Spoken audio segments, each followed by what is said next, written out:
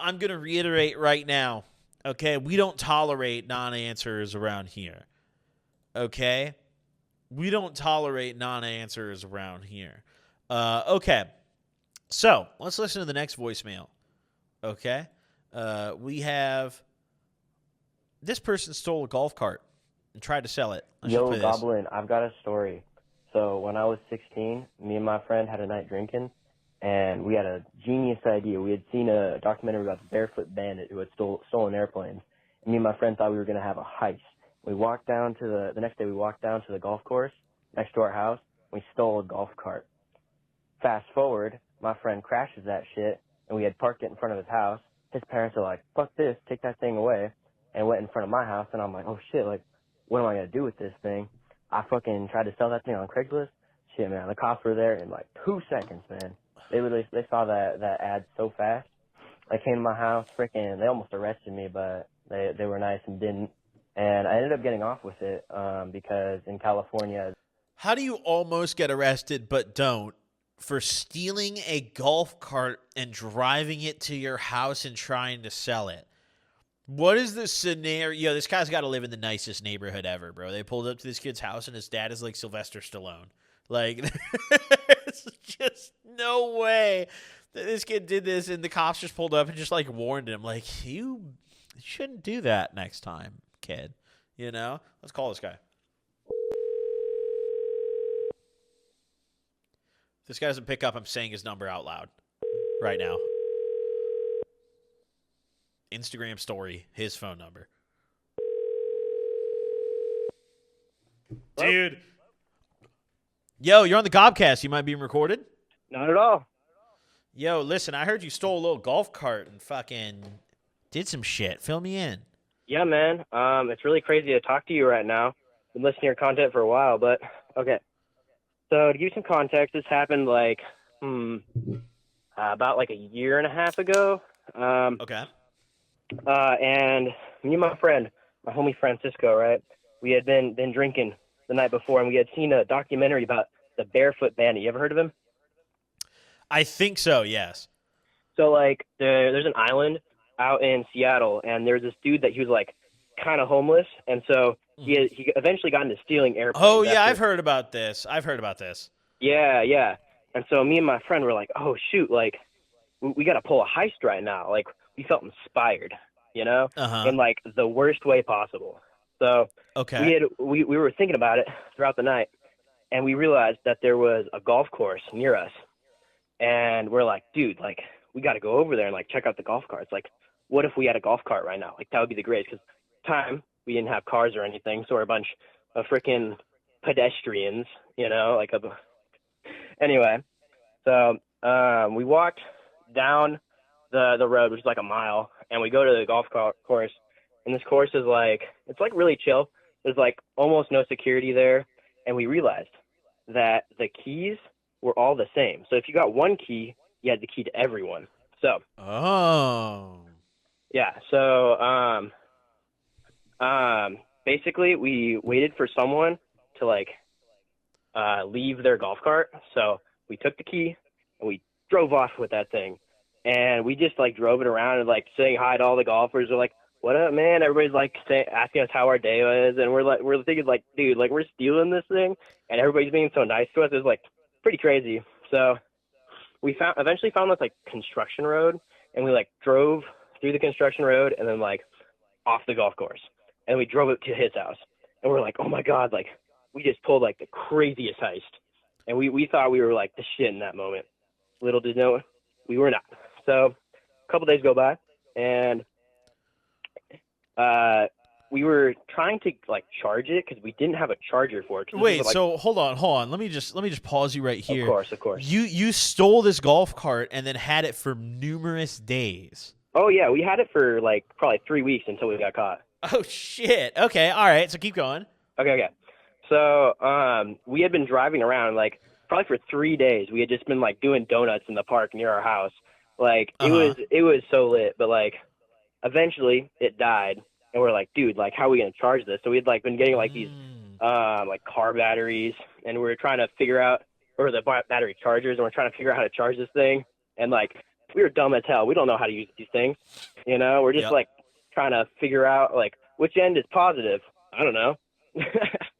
So, anyway, my friend eventually with the very last juice that it has in it, drives it over to our friend's house who is a little more savvy with cars. And we look at it and my friend's like, dude, I can't really do anything with this. Like, get it out of my house. Like, this is stolen. Like, I do not want any part of this. And we're like, fair enough. And so I told my friend, who at the time didn't know how to drive it like half mile from his house to, from my friend's house back to his house. And along the way, he freaking ran it right into a parked car full of his neighbors, which was oh my God. It was like the most embarrassing thing ever. Like, I literally sprinted over there to get to it. And I see like this family is out of their car, and they're like chill people. Like they'd be nice neighbors under any other circumstance, but this is like, this is not it, you know? And eventually they figured it out with like his parents, and they were neighbors. So they like tried to settle it without court. And at the time, his parents didn't know it was stolen. So they're just like, get this thing out of here. We don't want it anymore. Cause he had told it that it was mine. So they're like, oh. So this golf cart, was it like, did it have any labeling or writing on it, or was it just a plain golf cart? Oh, just spray painted all over it. Just anything that so you just covered all the labels. Yeah. But the crazy part is that the cops were absolutely out for these things. Like, there had been 2 other golf carts stolen in the same week by other people that we had no association to. Oh, shit. So when they first caught you guys, they might have thought y'all were like some serial fucking golf cart thieves. I have no idea. But I just know that the cops told my parents that there had been other golf carts stolen. They had seen them driving down, like, the large roads near the golf course. But we weren't driving down those roads, so they didn't see us. But so how did you actually get caught? Okay, I'm going to get to that.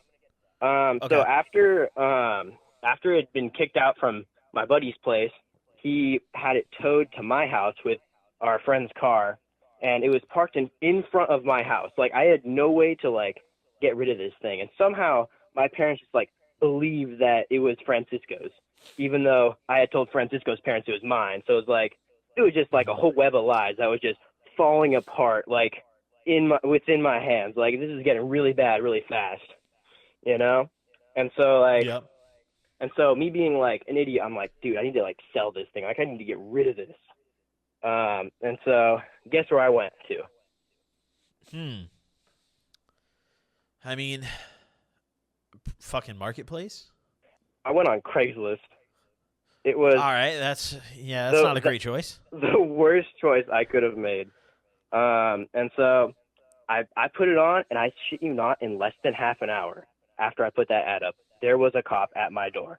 I was literally working on the thing as the cop showed up, bro. It was embarrassing. Like, my friend was on the phone, and he thought I was getting robbed or something. Like, what is going on? So the cop pulled up. Oh, what? So when you posted it, how did the spray paint look on it? Did the color match, or did this thing obviously look like something was up?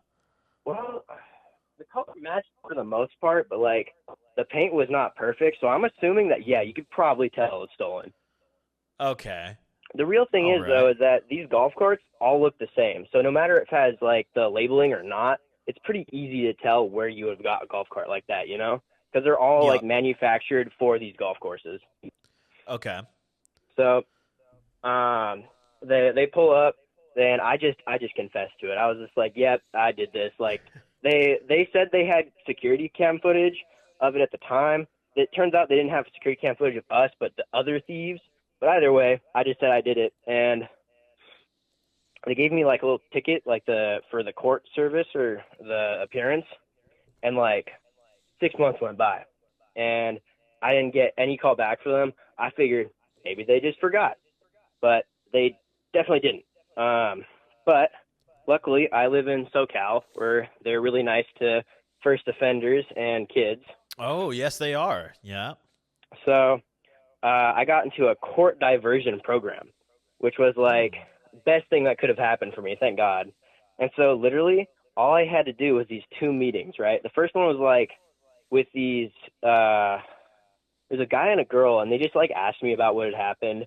And they said, okay, so from here, we need you to write an apology letter, and then we're going to hit up the golf course, and you need to say sorry to them. We're going to have one of their employees come here, and you're going to have to make a big like speech or whatever. Read this thing. I'm sorry about that, dog. Oh, you're good. That's crazy, though. They made you actually write a speech and apologize to them. Oh, yeah, but you know what's even crazier is that my mom actually forced me to go to the golf course in person and apologize to them. Like, I literally did this in person by myself. And let's just say the manager was not very nice to me and told me to leave. Oh, no. Well, hey, at least you tried to apologize, though. That's what really counts. Yeah, you know what? I would never do anything like that. And now that I have, like, I actually went golfing there recently, and I really regret doing it because they have a really nice golf course.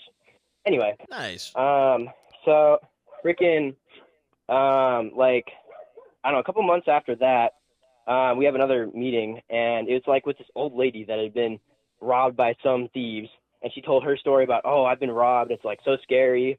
And then we were talking to her, and me and Francisco, very charismatic young guys who do not look very like criminals, you know. Mm-hmm. And they loved us. They thought we were like the nicest people ever. Like we were laughing with this lady. Like I couldn't believe it was real. Like, is this like court? Was I like gonna get arrested? Like what's going on here? But I read that letter that I had made, and then another like month goes by, and we had this whole meeting with like there was probably 25 people there. The DA was there. Like all of the high up people in our like court area was in this meeting. Like I had met the person who had reviewed our case. I met like literally everybody that was involved in deciding we should go to a court diversion program. And I think that the reason why they let us do it is simply because they thought our case was funny. Like I swear. Like probably.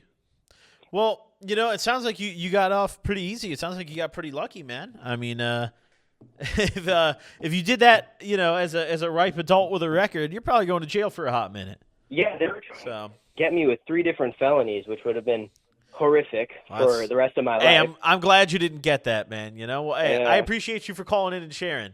Of course, man. I really appreciate your content. Hey, thank you, man. Thanks for supporting. I hope you enjoy the episode. This one will be out this upcoming Wednesday. So oh yeah, man. I was listening to your stuff just today. Nice. Appreciate it, bro. I hope you have a good one. Yeah, you too. Bye. Yo, that boy be telling the story, dude. That boy was he was about to tell me what he ate for dinner last night, dude. No, that was a good one, though. That was a good one. I mean, I had a friend who worked at a golf course, you know, kind of reminded me of this. My homie Bob, who, if you guys have been watching my videos for years, you might remember when I did a couple videos featuring him way back in the day. He used to work at a golf course, and I don't think he stole the golf cart, like took it off property, but he definitely crashed one. That was good times. Good times. I feel like, honestly, like, stealing a golf cart is something you can really only do and it'd be cool when you're like young, you know, like the moment you become an adult, it's like if you tell someone like, yo, the other night I went and like stole a golf cart and drove around, it's just like, what are you doing, dude? Like, you fucking loser. Like, there's way cooler crimes you could have committed. But as a kid, like, all right, that's still cool, you know. As an adult, like, you fucking bum, get off the course, you know. I have a tea time today, you know. All right.